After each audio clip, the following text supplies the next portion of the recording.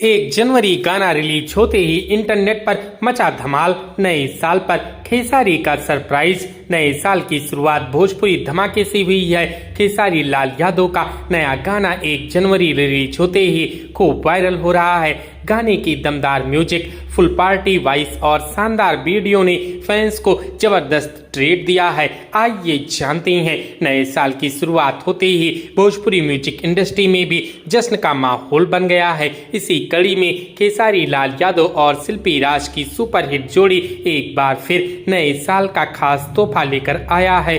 दोनों का यह नया गाना नए साल की मस्ती, पार्टी मोड और खुशियों से भरा हुआ है, जिसे सुनते ही फैंस झूमने पर मजबूर हो रहे हैं। गाने में नए साल की फील पूरी तरह देखने को मिलती है। बीट्स तेज है, म्यूजिक फेस है और लिरिक्स सीधे दिल से जुड़ते हैं। खेसारी लाल यादव अपनी पुरानी अंदाज में नजर आ रही हैं, वहीं शिल्पी राज की आवाज गाने में जान डाल देती है। इस गाने को खास तौर पर नए साल के सेलिब्रेशन को ध्यान में रखकर तैयार किया गया है।